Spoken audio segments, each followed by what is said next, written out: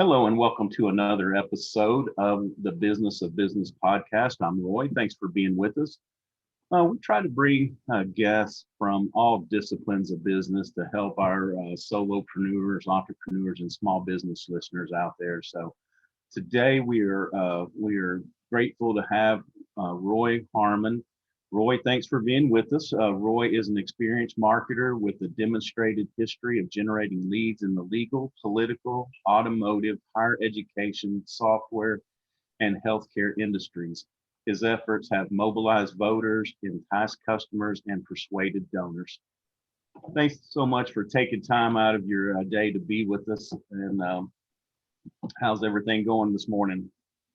Going good. Thanks for having me, and thanks Good. for reading out that long bio. That's a mouthful. You bet. No, it's impressive. I'm glad that you've got a history across a lot of different industries, which that's always good to kind of know. I guess we could translate some work in some things work in one industry, some in the other, but it's always good to learn from different environments like that. So Yeah. I guess we'll start with kind of what got you into marketing and Yeah. So I started out, I actually went to law school, okay. and I thought I wanted to be a politician. And while I was in law school, I started doing political marketing, working with a consulting firm in South Carolina. And I worked for some campaigns, and I found that I liked the marketing side of things even more than the political side. And I certainly didn't want to be a lawyer. So I graduated from law school and never looked back. I moved to DC, worked for the National Rifle Association doing social media work. And after a couple of years, when my wife realized that we were going to have a baby, we decided we'd move back here to be closer to home. And I realized that it really wasn't the political marketing thing I liked. It was more the marketing thing. So I got out Right. of politics, and these days I couldn't be happier that I got out of politics. It's a good time to not be Yeah, involved in you got that right. It's been brutal. yeah. so so along the way I worked for an automotive ad agency, some programmatic ad agency, but ended up in the software space working with SaaS companies and then startups more generally. And it's exactly where I want to be. So even though it would have been nice not to have to pay back $100,000 in student loan debt, maybe I Right, wouldn't right, be where I am if I hadn't if I hadn't had to do that. right. Well, I know that one thing that you focus on is lead generation, correct? Right. Yeah, and that's so important. So, what are some things that you do, excuse me, for your current businesses that you work with? What are some, I guess, some methods that are really working for lead generation? I know, it's always changing. Used to, you could send out some emails and people would respond, and now I think very few people check if they don't really know the name in the header of the email. Usually, you just get deleted or pushed aside. So, what are some things that are working? Yeah, so the big focus is inbound marketing. And that's been the way to go. Honestly, even before digital, the best way to go was to offer people value and to be very focused on what does the buyer need at each stage of the buying process rather than what do you need? Because Right, you may need people to sign up for your email list, but that doesn't help them. Well, right, maybe it does, but if it does, you need to make sure that it's going to help them, and you need to let them know how it's going to help them. And I think a lot of people kind of feel like, oh, well, I don't have time for inbound marketing, because they think inbound marketing means that you're just waiting around for search engine rankings. right. But the what I do and what I find to be most effective is to take those inbound marketing principles and then apply those in your advertising efforts as well. So you can still provide value through an ad, and that's where you're really able to supercharge those inbound efforts. Yeah, and I think you make a good point. Inbound is just to me, inbound is on the buyer's time. They if they need you at this point in time, because as salespeople, as marketing people, we have a need to make a transaction today, or we need we need the lead to come in today.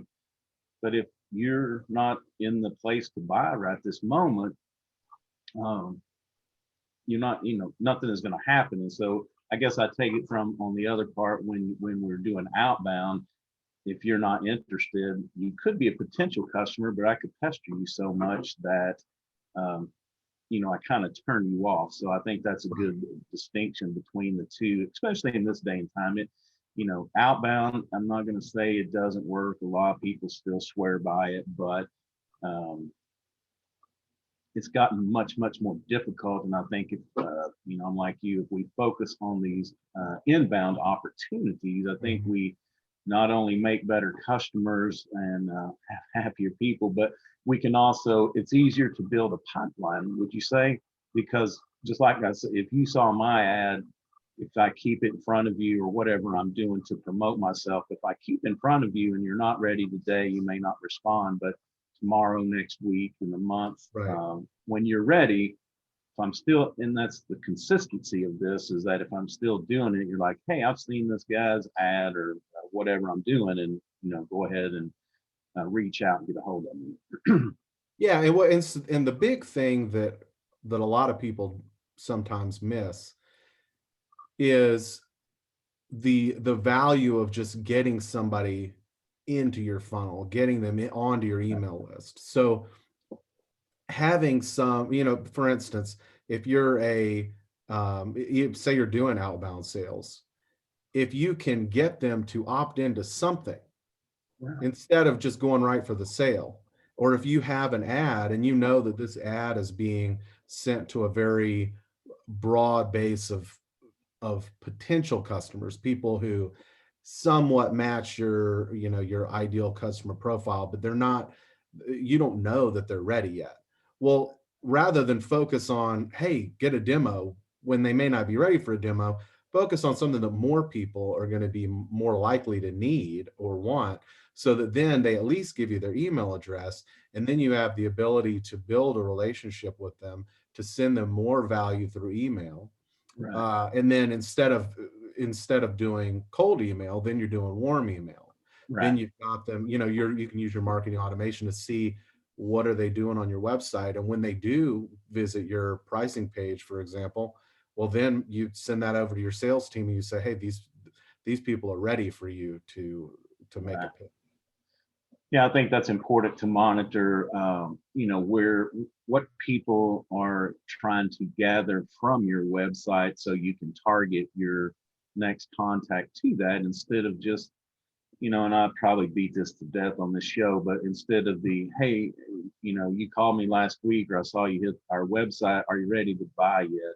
And, that just, I still get that today. And it just kind of, it irks me a little bit. It's like, let's build this relationship. And, I believe in value, that we need to provide value instead of just, hey, are you ready? Because if they were ready to buy, they would have called us already. We wouldn't have to be Right. reaching out to them. So, even if we're doing those drip email campaigns, it's to educate them. Hey, I saw this. This might be important for you, or This is the other thing about having those conversations, is Mhm. we can hear what's important, so we can say, hey, I heard you mention this, or uh, like you said, you were on our web page. But uh, one thing I was going to ask you to do before we get too deep, though, is back up. You mentioned marketing funnel, and just for people that may not really understand exactly what that has to, what the components of that, could you just go over that quickly?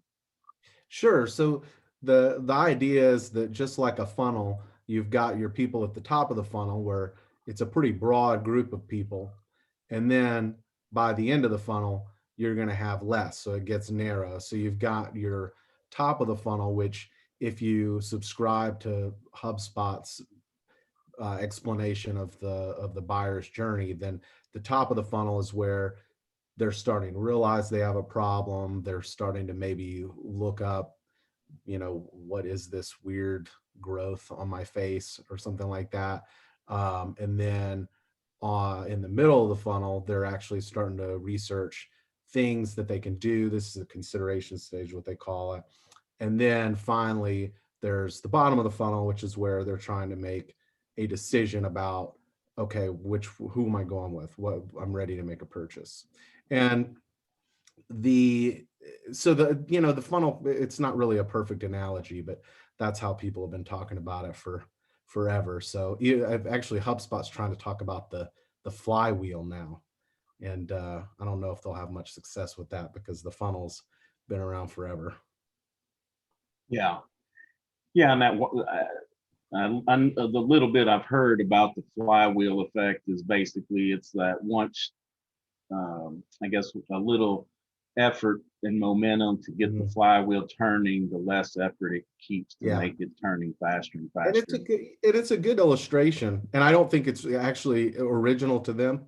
I think it's really just they had so much success owning the term inbound marketing.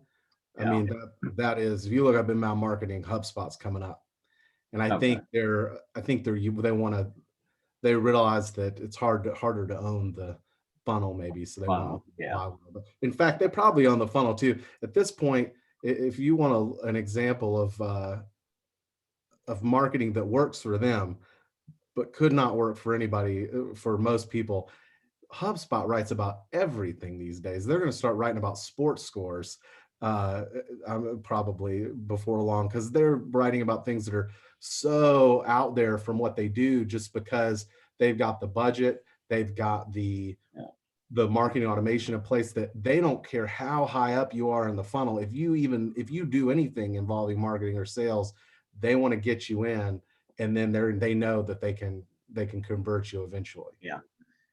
I think that speaks basically to the power of content as well. And I guess that their theory is that uh, if I'm not searching for CRMs or, and then they do a lot more than the CRM, but I do use them for that.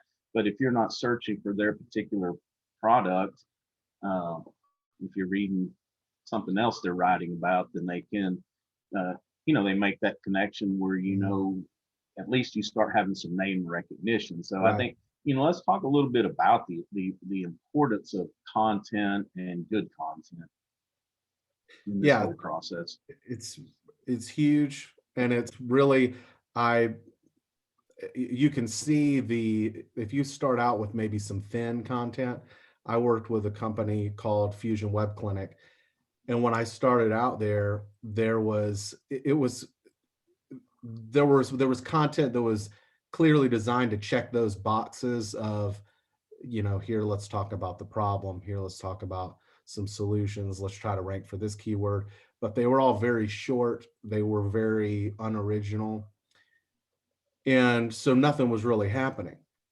Yeah. But then, as soon as we started to create this content that spoke to each stage of the buyer's journey, multiple personas, multiple decision makers, influencers, different people who would be potentially making a decision, we saw huge growth.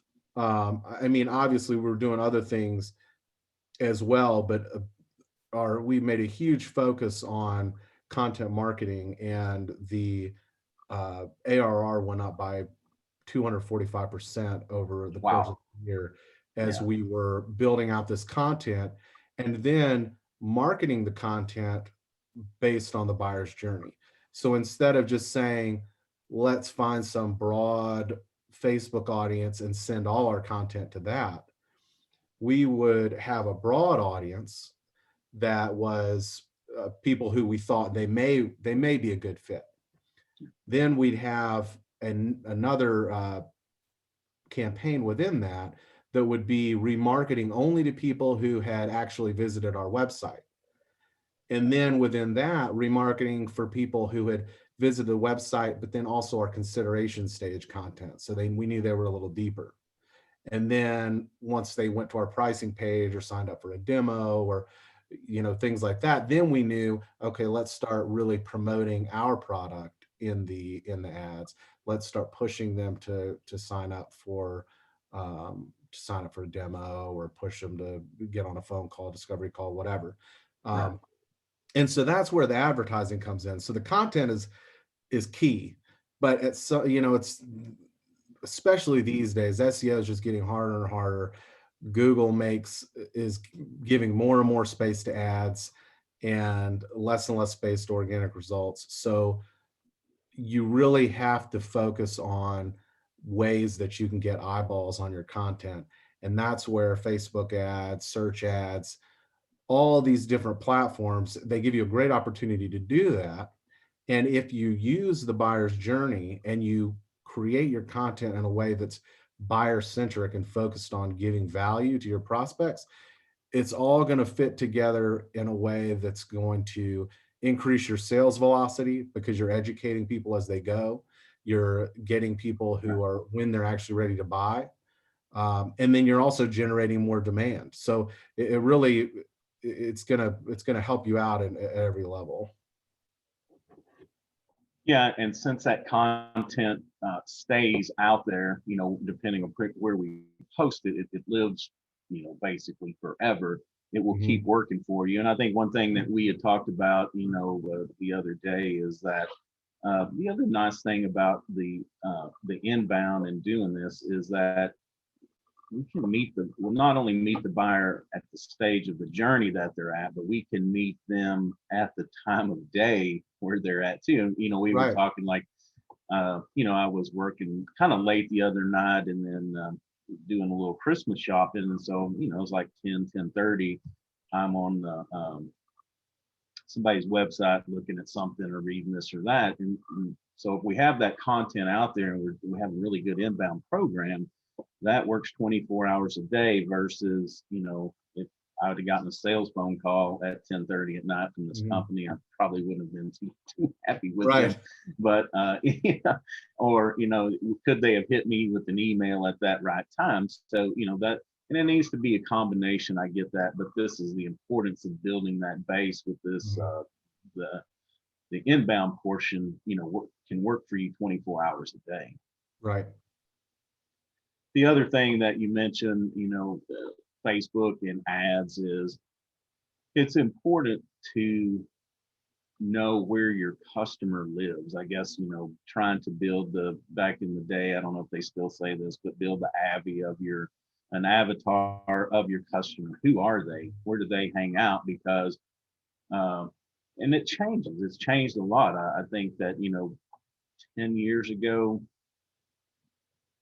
there was a younger crowd on Facebook, and I think because of all the parents and grandparents that are on there, I think some kids in in the last few years, they kind of moved away from it. But then now I An heard from exodus to TikTok. yeah, it's all their TikTok. But I heard from another younger person, 22, 23, the other day, that maybe that they're starting to come back to Facebook again. So it's always changing, but the point is that you really need to sit down and figure out where these people live. And we were just looking up some stats on Pinterest yesterday, and it's incredible. Like 70%, 80% women are who use that. And then, Mhm. all these different platforms, they can tell you who their main groups are. They can tell you education, income, a lot of information if you'll just research it. I mean, and that's a great point as far as the research goes, because you never know really until you do the research or even actually run a test. And just as an example, like, so Pinterest is primarily female, but at the same time, depending on what you're doing, and maybe you're looking for a new opportunity because you've got all the low hanging fruit. Yeah. It could potentially work. And just as an example, I know my father-in-law gets on Pinterest all the time because a lot of people put home improvement projects on, and Okay. they'll build a deck or a fire pit, and they'll have Yeah. that on there. And but then it kind of goes back. You got to prioritize. You usually want to start out with something like Google search. If there's going to be buyer intent out there, that's the best place to go. Go ahead and scoop that up. Yeah. But really, eventually you get to the point where as you're building this lead generation machine and nurturing the leads and closing leads, well, eventually you get to the point where it's like, okay, we need more leads. Yeah. It's kind of like, once you have to get out in the oil sands to get more oil, when you're pumping it all out of the ground, but now it's worthwhile to go Right. out and get it out of the sand. That might make sense to you as being from Texas. I don't know if everybody will Yeah. get that reference, but it gets to the point where it makes sense to go somewhere where it's harder to get them, Yeah. because at that point, that's where you have to go for growth. Yeah, basically it just costs you a little bit more to extract it and it's harder to, you have to work a lot harder to find those leads once you get to that point. But yeah, you're right about that. So yeah, and that's the other thing I kind of lost my train of thought, but just thinking that, these are always our strategies and processes we always need to be looking at updating, because we can't just, everything is not just always the same. Things are changing. Like you said, if we pulled low hanging fruit from one place, then we have to kind of look around to see, what is that next stop for us. And that's where, really having a plan, and it being, a plan is not like a railroad track with no room to move. I mean, you have to be able to revise it to keep it up to date. So, that's an important aspect of this as well. Yeah, the marketing is definitely not an industry where you can sit back and relax. Right. Yeah, because once you, my opinion is, once you push a campaign out there, you almost have to, rethink this. Maybe not quite for the very next one, but pretty soon you have to start really rethinking, what is our next step here?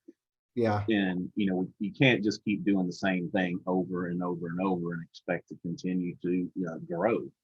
Right. Well, and then they're going to keep coming out with new channels. There'll be new social media platforms for tweeners to dance on, and all kinds of crazy things coming out. Who knows what'll be next, but you've got to be ready to leverage those opportunities and try. I mean, and I've been fortunate to have a lot of clients who've been willing to experiment, like when Snapchat geo filters first came out, those sponsored geo filters. I actually had a Lexus dealership group that was willing to do that and have a sponsored geo filter. And you find out in a lot of cases that didn't work for them. Right. But it was Right. very, we did it in a very controlled way, and having those kind of pilot programs and trying things out, that's the way to really get ahead. Right. But, once you've got your groundwork in place and you're actually profitable, you can start trying to be the one to find the next big thing and try to get ahead of your competitors, rather than just being neck and neck, or if you happen to be the Pepsi to somebody else's Coke, you need to be really on alert for new ways to get ahead. Yeah, and that's a good point too, that we need to think about, as we're looking at the different channels and we're looking at content, and you just have to think about all the noise out there already, and the people that are in your same space that, are bombarding consumers with the same information basically. And it's like, how do you differentiate yourself? Another thing, talking about content is pictures, videos. Be sure and implement them in your strategies, because I've always been told that you can write a text. Let's just say you're doing a post on a Facebook. You can do text, it's all right, but if you put a picture on that, it's like leaving breadcrumbs. And if you do a video, it's like leaving chocolate covered breadcrumbs. So it just enhances it. somebody pointed out to me not long ago too, that not only is it just, does it kind of the algorithms work better for you, but you just take up more space too. If you think about your little text box versus the picture and how Right. it widens out that space to get somebody's attention. So they're just all those little things that we always need to remember, to try to stand out. And another, I guess I'll pose this as a question, but what I always try to tell people to do is be authentic with those pictures and with the videos, and to um, make them of yourself, of your company, of your equipment, of your stuff, where people can get to know you. People want to buy from people that they like, people that they trust, people that they feel they relate to. And so if you're a big dog lover and you have a dog, it's always good to put in there, because dog lovers will relate to that. But Mhm. so, as again, I'm kind of posing that as a question. That's kind of been the theory for me up to this point. So what are your thoughts on that? Yeah, I think that authenticity is great, and part and parcel of that is having a personality, having a real, trying to be unique in your brand and not do what everybody else is doing. Um, one of my clients is actually a more serious product for basically for large resellers of basically it's for like huge IT companies. And but the CEO of the company is a funny guy. He likes to joke around, and what they're doing is they're replacing something that's very sort of an old way of doing things, where people will copy and paste things back and forth from Microsoft Word and Excel. And now they're doing this, they're automating it. And Okay. so, since this guy's a funny guy, and he was another one of the clients I've had where I've been lucky that they're willing to try things, we did well, we must have done like 30 or 40 social media posts that were black and white graphics instead of color, because everybody else was doing color graphics and usually pictures of their product, which I don't, to Right. me, software product isn't that interesting to look at. So we had black and white pictures, and they were old pictures, like real pictures. And then we just would do stuff with them and write something funny on them. And the engagement was huge. And people would see them and ask about them, so it makes people, they're able to relate to your brand. And even if they're not funny people, or they're not, whatever your personality is, it lets them know that you're a real person, or at least it feels as though, your company is made up of real people. And that's going to give them a lot more of a warmer feeling towards your brand. Yeah, and that's a huge evolution. Back in the day when the internet started, it was button up, professional. Don't let your personality show through. And I think that's one thing that has been a positive evolvement, is that we're getting to know the people behind the business people, which Mhm. that's awesome, because like I said, we want to do business with like people, and we want to do business with people we like. So Mhm. it's always good to, because I was working with a company long ago that was redoing their website, and they had a bunch of these stock photos. I'm like, just make it personal. Take some Mhm. pictures of the CEO, the staff. They have a lot of trucks and equipment in a warehouse. Take pictures of that. People would be interested to Yeah. see how kind of the behind the scenes. So Have important you heard part. that story about oh gosh, now I'm not gonna be able to remember his name. Is the science of advertising guy. Uh Um, anyway, he was like a genius advertiser way back when, and he started to figure out how to like measure different advertising and things like that. But he went to the Schlitz brewery, and they were showing him out around the brewery, and they said, you see, we triple distill this, and we clean these 3 times a day, and we do this and we do that. And he said, well, that's your advertisement right there. And they're like, why? Everybody does that. And he says, yeah, but they don't show people, people don't know that they do. right. And so it's like these things that seem totally run of the mill to you, you Right. can go and actually highlight those and say, look what we do. Yeah. Yeah. And there's some geeks. like myself, I'm admitted that, I always want to know what's behind the curtain. I want to know how things work. So it's of some interest just to, do a pan of the brewery. And I don't know, there used to be a couple here around in Texas that, they had tours because, well, I think the adults went there because they gave them free samples, but Yeah. the kids loved it because you got to see all the cool gauges and everything else. So, Yeah.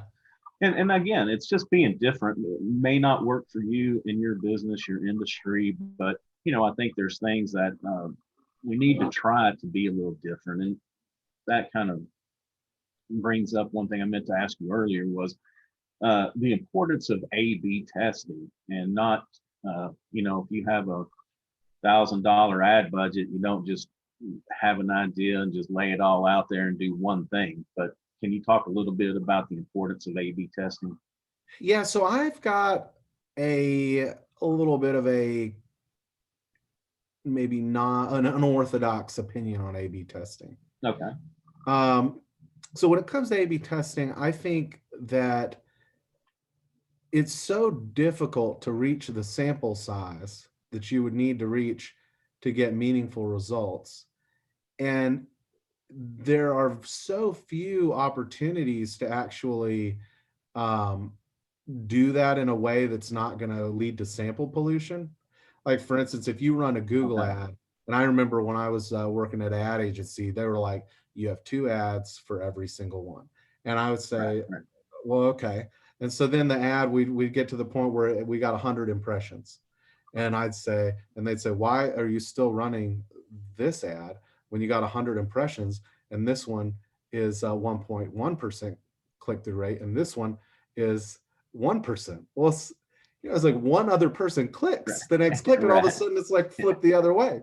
Right. And so I think that there are definitely times where A/B testing is important. But for most people, depending on the size of your budget, the sophistication of your team and what they can do as far as data analysis, you really have to think hard about what are you going to get results that that are actionable. Because if you run, for instance, a display campaign and you don't know for sure whether people saw both, for instance. I mean, so maybe they click one more than the other, but you don't know that they only saw the other one. Right. And it's Right. very hard to have a control group really in any kind of digital advertising, or some website tools make it a little bit easier, but even there they typically rely on cookies. So if somebody deletes their cookies, then um, so that I guess I'm a little skeptical about the idea. I know that Yeah. most people look for it, so you kind of sometimes just have to do it because that's what people want to see. And then Yeah. also there are people smarter, there's people smarter than me who say, I've heard people say both things. So I don't at all think it's a settled matter. But at the same time, I think you really have to make sure that you're not just spinning your wheels, because especially for smaller companies with smaller budgets, you've got to make the most out of every minute, every dollar. Um, and so, it's just, I think, something to be really thoughtful about. Yeah. Well, and maybe that's the thing is if the smaller teams maybe just to put a lot more thought in before you Mhm. launch the campaign may be the way to go then instead of Right. doing the A/B testing. Yeah, because I never really thought about that as, did I see both ads and one drew me in or did I only see one? Would Right. I may have, if I'd seen the other, I may have still clicked on it too. So Yeah. yeah, that's a pretty good argument against that as well. All right, Roy. Well, thanks so much for being here, taking time out of your day to be with us. What is a tool that you use in your daily life, either your professional or personal life, either a tool, a habit, something that you do every day that you just couldn't do without? I really like free writing. Um, and so it's, this idea that you write and you don't let yourself stop to edit yourself, and you don't do it, you just write and you don't stop. And Okay. so a lot of times I'll do that just to do it. But I, especially if I have a problem, I'll do it. And I actually, I made a free tool that I use to help me with it, where it turns off where I can't even see when I'm typing, so Oh, that I wow. can, so that I can just go. And I'm a little bit less uh, likely to try to like go and backspace on a, something, a typo, because I can't see the typo to Right. even know if I'm fixing it or not. Interesting. And it's just, it's helped me solve problems. It's helped me come up with ideas. So I would say, like, for people who need to be innovative or creative or just need to solve problems, I would say do free writing. And there's all kinds of Accidental Genius is a short book on it, but you can find out how to do it for free all over the internet. And Okay. then and there's actually a really good book called Inside the Box that's unrelated to free writing, but all about innovation and creativity. So I'll just throw that out there. Okay. Yeah, because I spend most of my time backspacing to correct my misspelled words. So Yeah, that'd be yeah. good for I me. don't. So I don't like my. So and it's really hard for me to do that. Right. Um, but I do it. All right. Well, thanks again for taking time to be with us. So tell us, before you go, who is your client, what you can do for them, and of course, how they can reach out and get a hold of you. Yeah, so I work for um, generally startup companies, SaaS companies, um, anybody who's typically in the earlier stages of trying to figure out um, how do we generate leads, or people who are in that middle stage, or even they've been around for a while and they just aren't getting the results that they want, or they feel like things are inefficient, or their just pipeline isn't full enough. So generally software companies, but I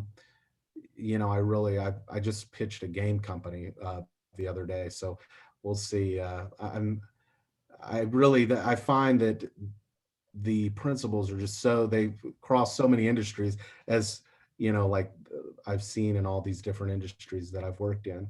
Right. And so my company's called Advertoscope, and so I write about lead generation there, and I've got a free sales funnel template on there that they can get without even downloading. It's just something that I have there on the website without an email or anything like that. So I'd love Okay. to see people on advertoscope.com, and I've had a great time talking to you. Thanks for having me Okay. on. Yeah, you bet. And we'll be sure and include all of that in the show notes as well.